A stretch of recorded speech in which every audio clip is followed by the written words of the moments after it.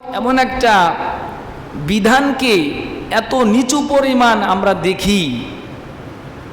আপনার ঘরের মা আছে, বোন আছে, আছে না? আপনার ঘরে মেয়ে আছে। আপনি যদি পর্দা সম্পর্কে যদি আপনি বেখবর রাখেন, বেখবর থাকেন, তাহলে একজন নারী আপনার মতন মানুষকে, 4 জন মানুষকে জাহান্নামে নিয়ে যাবে। নাউজুবিল্লাহ নাই? জবান খুলে বলেন না কষ্ট করে, নাউজুবিল্লাহ মিন যালিক। সূরা ফাতিরের 18 নম্বর আয়াতের মধ্যে আল্লাহ পাক আবার বলতেছেন যে কোনো ব্যক্তি কারো কোনো গুনাহ বহন করবে না, যার যার গুনাহ তার। কিন্তু এইখানে আপনি শুনতেছেন পর্দা নামক এমন একটা বিধান, যেই বিধানটা আল্লাহ পাক 3টা সূরার মধ্যে আলোচনা করেছেন। আরও সূরাও আছে, কিন্তু আমি আজকে আলোচনা করব 3টা সূরা থেকে, তাও একটা সূরা না। অন্যান্য জুমায় একটা সূরা থেকে পড়ি, আর এই ফিরে 3টা সূরার মধ্যেই আল্লাহ পাক শুধু পর্দার কথা বলতেছেন। 22 পারার 1 নাম্বার পৃষ্ঠার ভিতর আল্লাহ পাক নবী পয়গম্বরদেরকে উদ্দেশ্য করে বলতেছেন, হে নবী আপনি বলেন, ইয়া আইয়ুহান নাবিয়্যু কুল লি আজওয়াজিকা ওয়া বানাতিকা ওয়া নিসাইল মুমিনিনা ইউদনিনা আলাইহিন্না মিন জালাবিবিহিন।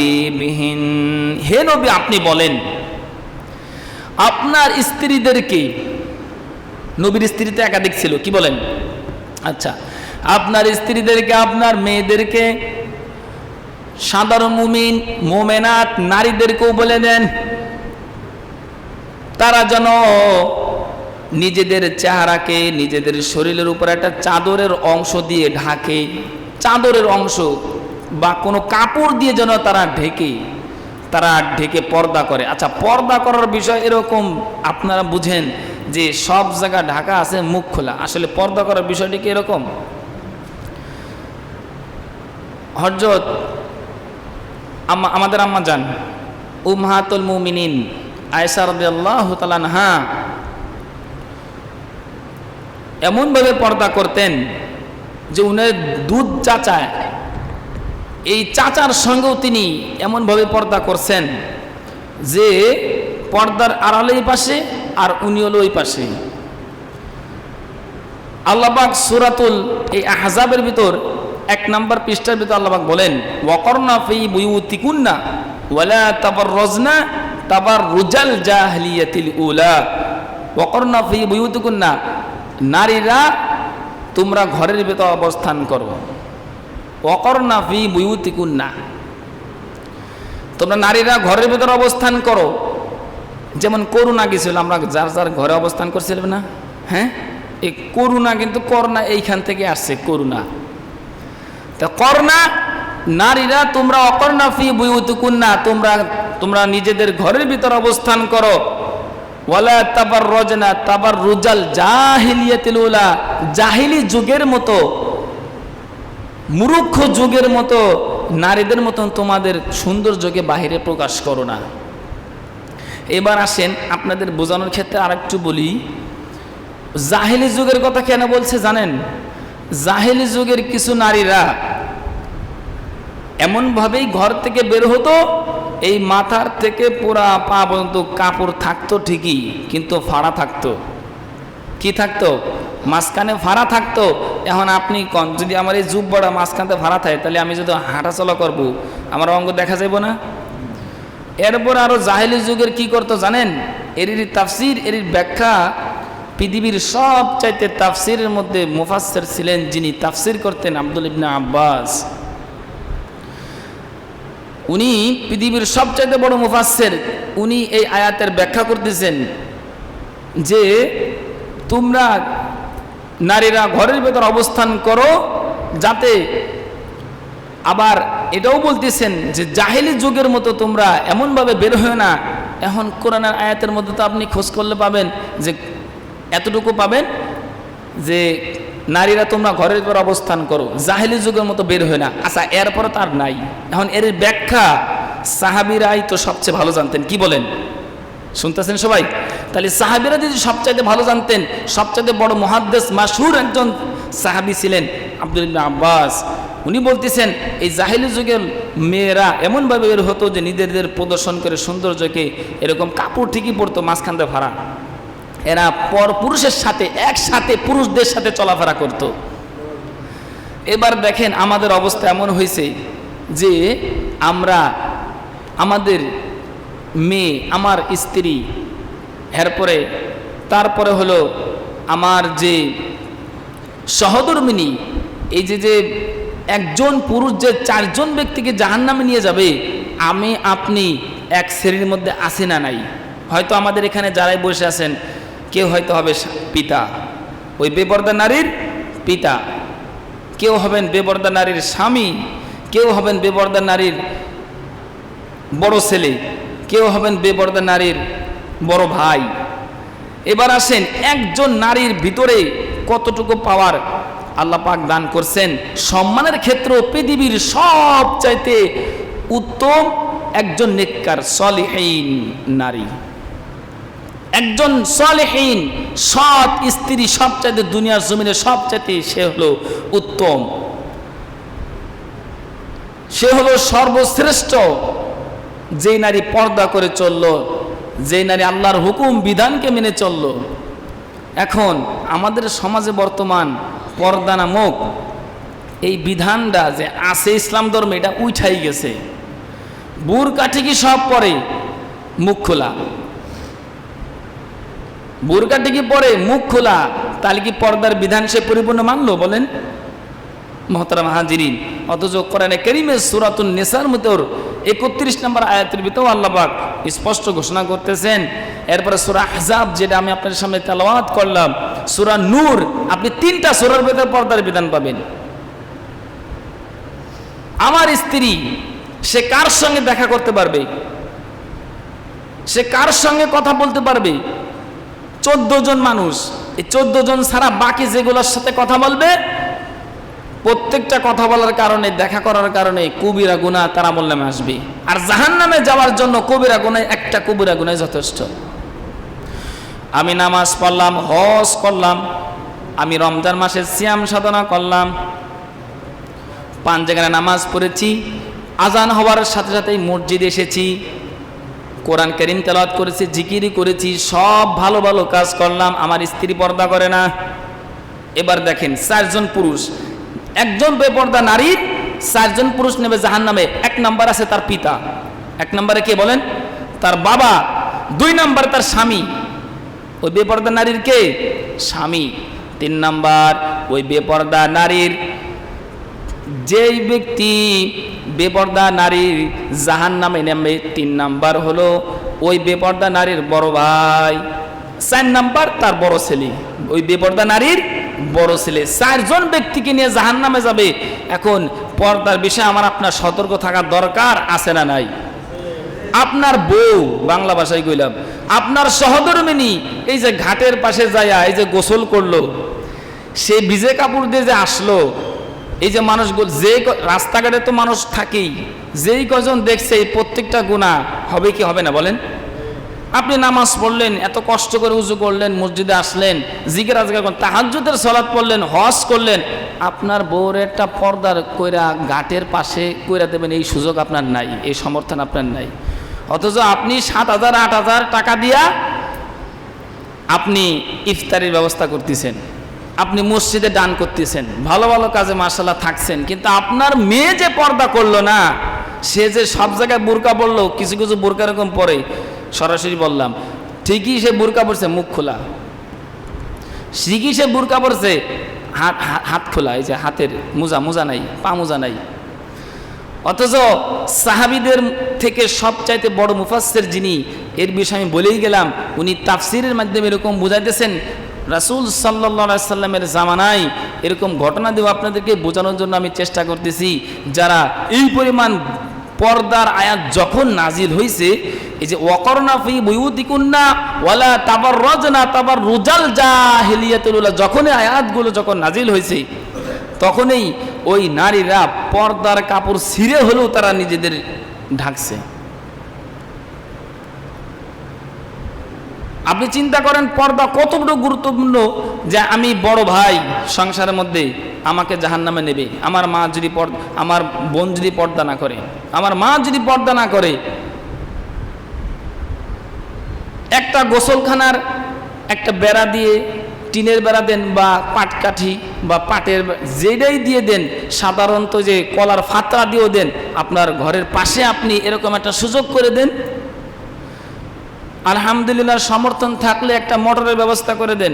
আমার মেয়ে, আমার সহধর্মিনী স্ত্রী, যার কারণে আমাকে জাহান্নামে যেতে হবে এত নামাজ কালাম পইরা, হ্যাঁ যদি এরকম বেপর্দাভাবে চলাফেরা করে, তাহলে তো আমার আমল সব বৃথা। ঘাট যদি পুকুর থাকে, সে এমনভাবে সতর্কর সাথে সে যাবে, সে গোসল করে তারপর ওই স্থানে এমন একটা ব্যবস্থা থাকা দরকার যে গোসল করার পর গোসলের ব্যবস্থাখানা এমন থাকা দরকার যে চারপাশে লোকজন হাঁটাচলা করলেও যেন চোখের নজরে না বাঁধে। এরপর এখান থেকে গোসল করে এমনভাবে ঢিলা ঢালা পোশাক পরিধান করে সে তার ঘরে প্রবেশ করবে। বেপর্দার এমন অবস্থা হয়েছে আমাদের মধ্যে, ছয় লাভ যেটাকে বলে। আপনার এত টাকা পয়সা, জায়গা জমি, আপনার এত সমর্থন, কার কয় টাকা আছে নিজেরাই চিন্তা করেন, যে আমার স্ত্রীকে, আমার মেয়েকে, আমি যে তার বড় ভাই, আমার বোন বড় ভাই, এরপর আমি বড় ছেলে, আমার মা, তাকে যে আমি পর্দা করতে হবে। 4 জন ব্যক্তি, একটাও এরকম একটা বিবেক আমাদের মধ্যে বসে না, বিবেক আমাদের মধ্যে জাগ্রত হয় না যে আমার স্ত্রী এরকমভাবে কথা যে বলতেছে, তার সঙ্গে তো কথা বলা জায়েজ নাই, তার সঙ্গে সরাসরি কথা বলা জায়েজ নাই। মোহতারামা জিরিন, এরপরে দেখেন, যদি আপনি ঘাট, পুকুরের যে ঘাট থাকে, ঘাটের এখানে যদি সমর্থন নাই করেন, যেহেতু 14 জন মানুষ, অনেক মানুষ ব্যবহার করবে, তাহলে এই জায়গা থেকে আপনি নিজের ঘরের পাশে একটা ব্যবস্থা করেন। কয় টাকা লাগে বলেন?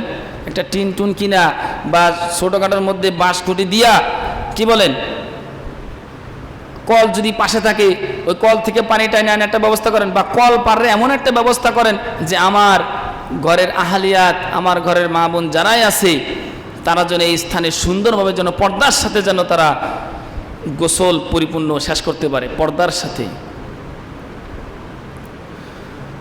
ভাবির সাথে ডাইরেক্ট সরাসরি কথা বলতেছে, চাচাতো বোন, এই যে বিষয়গুলো আলোচনা করতেছি, পর্দার সম্পর্কে আমাদের একটু সতর্ক থাকার দরকার আছে না নাই বলেন? কোরআনে কারীমের মধ্যে স্পষ্ট আছে, আয়াতের মধ্যে, একজন নারী যখন রাস্তা দিয়ে চলবে, সে সজারও যেন পাও না ফেলে, দ্রুত যেন হাঁটা চলা না করে। যদি দ্রুত হাঁটা চলা করে, কোরআনের আয়াত, অর্থ বলে যাইতেছি, সময় কম, তাহলে তার অঙ্গ প্রত্যঙ্গ, গোপনীয় অঙ্গগুলো প্রদর্শন হওয়ার সম্ভাবনা থাকবে। একজন নারী যখন রাস্তা দিয়ে হাঁটবে, আস্তে আস্তে হাঁটবে, বেশি জোরে না। দ্রুত হাঁটা নিষেধ তাদের জন্য, স্বাভাবিকভাবে মিডিয়ামভাবে সে হাঁটবে। হাঁটা চলার ক্ষেত্রেও তার কতটুকু সতর্ক, কোরআনের আয়াত নিয়ে আমি বলতেছি। সূরা আহজাব খুলে দেখেন, কত সুন্দরভাবে কথাগুলো লেখা আছে। এই পর্দা আমি আপনি কত ইবাদত করলাম, আমার যদি সামর্থ্য থাকে তাহলে আমার এই বিষয়গুলো অবশ্যই খেয়াল থাকতে হবে।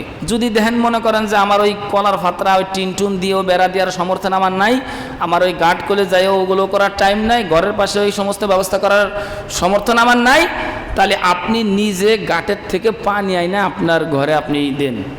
কথা বুঝতেছেন সবাই? বিরক্ত হচ্ছেন আমার কথাই? আপনি নিজে কষ্ট করেন। বাস্তব যেটা আমি করি, এই ঘর থেকে আনি, যখন মা বোনেরা থাকে না, নারীরা, তখনই আমি দেখা যায় বালতিতে পানি বইরে আমি ঘরের ভিতর দিই। আমার এই জায়গায় আবার মোটর নাই।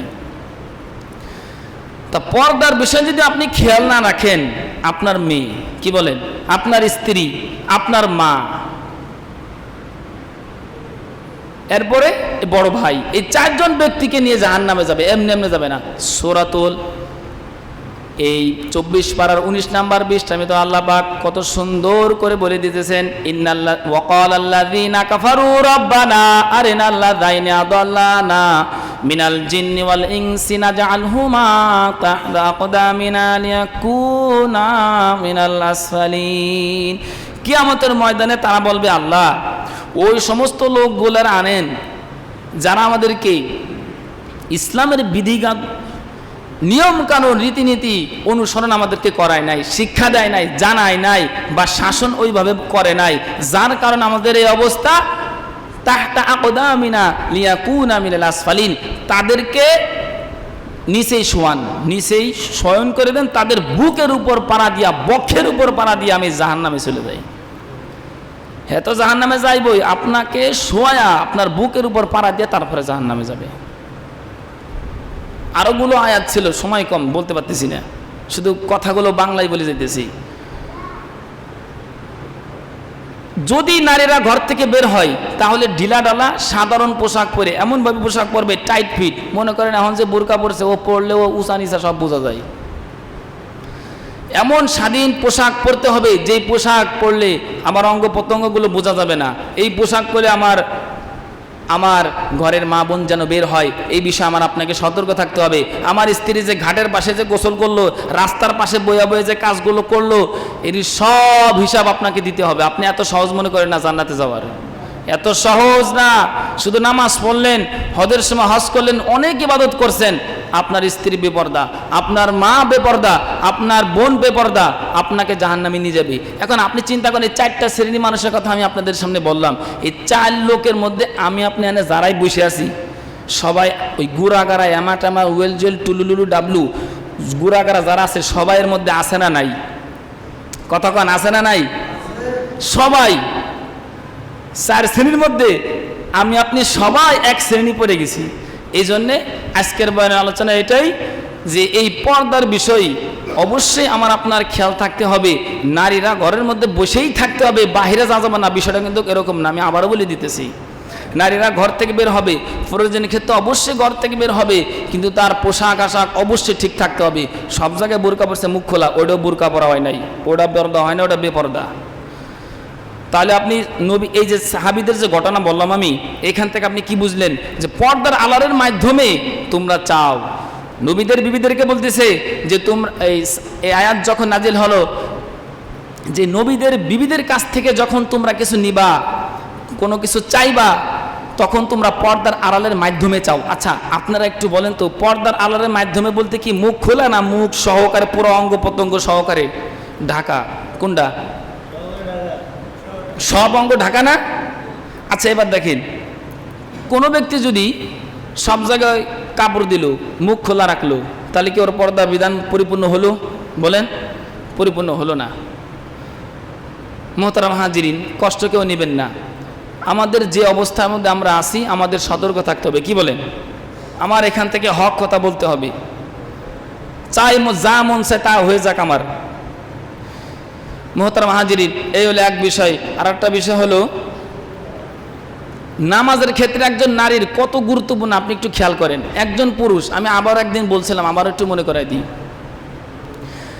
একজন পুরুষ হা বাতা শার্ট পরে নামাজ পড়লে তার নামাজে কোনো ব্যাঘাত ঘটবে না, খালি মাথায় নামাজ পড়লে নামাজ হয়ে যাবে। কিন্তু একজন নারী 3 অঙ্গ ছাড়া, আওয়াজ করে বলেন কয় অঙ্গ? 3টা অঙ্গ। এই 3টা অঙ্গ ছাড়া কোনো একটা অঙ্গ যদি খালি বের হয়ে যায়, যদি কোন হুজুর ফ্যানের বাতাসের কারণে বের হয়ে গেছে, অগসরে বের হয়ে গেছে, ওর নামাজ হবে না, দন্তন্যকারে না। তাহলে একজন নারীর নামাজের ক্ষেত্রে যদি এই পরিমাণ সতর্ক থাকে, আল্লাহর সামনে না যখন সে নামাজ পড়বে, তাহলে তার কতটুকু গুরুত্বপূর্ণ সতর্ক থাকা দরকার বলেন? সেই নারী যদি বেপরদাভাবে চলাফেরা করে, ওই একজনই তো জাহান্নামে নিয়ে যাওয়ার জন্য যথেষ্ট। 3 অঙ্গ। 1 নম্বর মুখমণ্ডল, তাও আবার এমনভাবে নামাজ পড়বো যে সে যেন এটা বুঝে যে আমার কোনো বেগানা কোনো পরপুরুষ যেন আমার চোখে, তার চোখে আমি পড়বো না, এইভাবে নামাজ পড়বে এমন ঘরে। তাহলে মুখমণ্ডল। 2 নম্বর হাতের তালু। 2 নম্বর কি বলেন? হাতের তালু। 3 নম্বর পায়ের তালু, একদম পায়ের নিচের টুক। আর বাকি সব অঙ্গ প্রত্যঙ্গকে ঢেকে তাহলে আপনি এমন কাপড় পরিধান করানোর ব্যবস্থা করেন যেই কাপড় পরিধান করে তার নামাজ হবে। শাড়ি বা অনেক সময় দেখা যায় এই যে 3 পিস, হ্যাঁ, এই যে পোশাকগুলো কিন্তু অনেক সময় কিছু একটা অঙ্গ বের হয়ে যাওয়ার সম্ভাবনা থাকে। কী বলে? এই যে বেরিয়ে গেছে, বা গলার কোনো একটা অংশ বেরিয়ে গেল, চুল বের হয়ে গেল, বা কান বের হয়ে গেল, গলার কোনো একটা অংশ বের হয়ে গেল, মাজার কোনো একটা অংশ বের হয়ে গেল, নামাজ শেষ। তা নারীরা সবচাইতে উৎকৃষ্ট, সবচাইতে উত্তম। আল্লাহ তাআলা সলিহিন এই নেককার নারীকে বলছেন সর্বশ্রেষ্ঠ, সর্বোত্তম, যার মর্যাদা আল্লাহ পাক এত দান করছেন। আর বর্তমানে আমাদের সমাজে কিছু মহিলারা বেরোইছে, এরা বেপর্দা হইয়া ইফটিজিং বন্ধ করার জন্য বেরোইছে। এরা আসলেই ইফটিজিং বন্ধ করার জন্য, ইফটিজিং চালু করার জন্য বেরোইছে, এরা ইফটিজিং বন্ধ করার জন্য বের হয় নাই। যে নারীকে আল্লাহ তাআলা ইসলাম এত পরিমাণ সম্মান মর্যাদা দান করলো, সেই নারীর অবস্থা এরকমভাবে জায়গায় জায়গায় মিছিল, জায়গায় জায়গায় বিভিন্ন রকমের কি বলেন করে, কি করে না বলেন, অথচ তার চেহারা, তার অঙ্গ, সব অঙ্গ পর্দাশীল। 7 বছর বাচ্চার সামনে একজন নারী স্তন খুলা দুধ খাওয়াতে পারবে না, নিষেধ। আমার সন্তান তো আমার কারণে নষ্ট হয়, আমার চলাফেরা, আমার গোসলের সময় আমার সন্তান আমার সামনে থাকে, বা অনেক সময় চোখের নজরে আমরা এটা কিছু মনে করি না, কিন্তু কতটুকু গুরুত্বপূর্ণ। মোহতারাম হাজিরিন, যে কথাগুলো বললাম, আল্লাহ পাক সকলকে এই পর্দার বিধানকে পরিপূর্ণ মেনে চলার তৌফিক দান করে, বলে সবাই আমিন। আরো জোরে বলেন আমিন। ওয়া আখিরু দাওয়ানা আলহামদুলিল্লাহি রাব্বিল আলামিন। যারা সুন্নাত পড়েন না, ইনশাআল্লাহ সুন্নাহ আদায় করে নিই।